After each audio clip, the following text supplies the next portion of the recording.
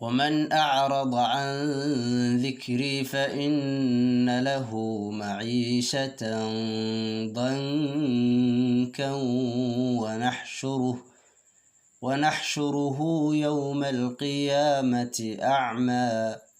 قال رب لم حشرتني أعمى وقد كنت بصيرا قال كذلك أتتك آياتنا فنسيتها وكذلك اليوم تنسى وكذلك نجزي من أسرف ولم يؤمن بآيات ربه ولعذاب الآخرة أشد وأبقى أفلم يهد لهم كم أهلكنا قبلهم من القرون يمشون في مساكنهم إن في ذلك لآيات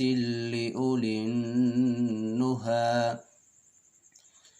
ولولا كلمة سبقت من ربك لكان لزاما وأجل مسمى فاصبر على ما يقولون وسبح بحمد ربك قبل طلوع الشمس وقبل غروبها ومن آناء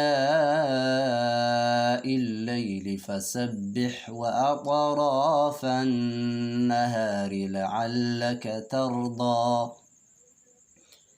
ولا تمدن عينيك إلى ما متعنا به أزواجا منهم زهرة الحياة الدنيا لنفتنهم فيه ورزق ربك خير وأبقى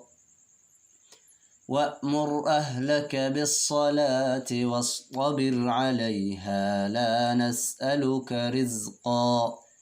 نحن نرزقك والعاقبة للتقوى